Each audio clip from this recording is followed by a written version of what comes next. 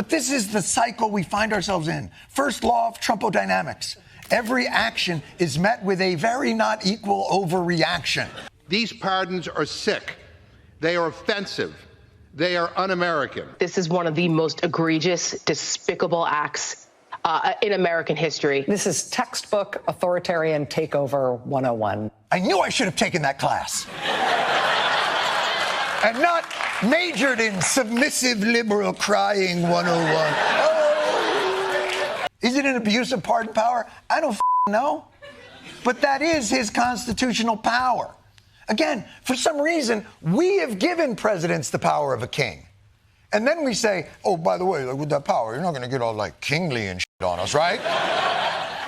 That's part-time host and occasional funny man Jon Stewart calling out Democrats and establishment media for their incessant hypocrisy and fear-mongering about Donald Trump and the Republicans. Welcome to Nurk News, I'm Nurkish, and it looks like it's one of those rare times when the left goes so far that even liberals like Jon Stewart are forced to point out their lies, which have been almost too many to count since the start of President Trump's second term. Here's Stewart slamming top Democrats and the media for doing the only thing they know how to do: try to terrify Americans into doing what they want them to. The return to 1600 Trumpylvania Avenue was as disorienting and chaotic as I imagined. But then we had a weekend. Serenity now. And we can finally catch our breath, begin to move forward with intentionality. Namaste. Friday night massacre. Late Friday night purge. A chilling purge. The Purge. Ah! Trump has ushered in the purge! I, for one, will take full advantage. Although, just in case I'm misinterpreting, what is this purge about exactly? Breaking news, the mass firing of government agency watchdogs. Trump fired at least 17 inspectors general. No! He got rid of 17 inspectors general. That only leaves no one knows how many that. I have no idea. What Trump did violated the law. He can't just fire these people. Title V, Section 403 of the U.S. Code, federal law, an inspector general may be removed by the president. What? So what's the purge? What's the Why do I have an axe? There is a specific law that requires notice, 30 days, and a statement of reasons, substantive and detailed rationale. What? I'm sorry, what? Oh, apparently you can fire them, but you have to give them 30 days notice. Oh, so that's what we're upset about? No! You can do it, but not in that font!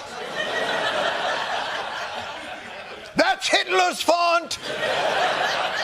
You know, just like Bill Maher, Stewart only seems to see the problems of big government when a member of the opposing party is holding office. I mean, kudos to him for acknowledging it, but the expansion of executive power has been something conservatives have been complaining about for decades. None of this should come as a surprise because it's no secret that Democrats have no impulse control and can't delay gratification. I mean, this wouldn't be the first time that they've done something for short-term gain that later bit them in the butt when Republicans took power and wielded it against them. Look, we are facing a deluge of these executive actions, and certainly we must be prepared for those most vulnerable to the consequences of these actions. But the "this is all fascist" argument has become almost a reflex for the left.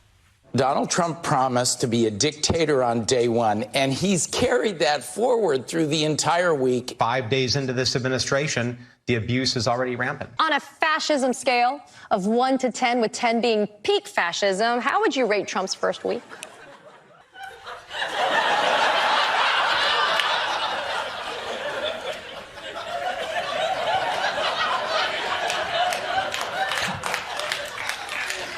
Scale of Mussolini to the Holocaust. I would say it's not fascism. Do I not understand what fascism is? Republicans control the House, the Senate, the executive, and the judiciary. And just about every move that has been made till this point, we have granted them electorally. It's our f***ing fault. And the constant drum, yeah, it's just our fault. And the constant drumbeat of encroaching fascism will erode the credibility we will need if, hopefully if, and not when, it hits. But the truth is that for now, his most objectionable actions have taken place almost entirely within our designed democratic system. There was no authoritarian end run, no royal edicts. This shit happened to us as designed. I've got to admit that it is a little funny how the party that claimed to love and protect democracy can't seem to handle the system working as intended. I mean, it's just like Stewart pointed out. Despite all their hysterics about Trump being a threat to democracy, it was their beloved system that got him elected and allowed him to wield so much power, which puts Democrats in a weird situation where they need to crap or get off the pot. Because at the end of the day, it's either Stewart is right and the system is healthy and working as intended, or it's so flawed and has been from its inception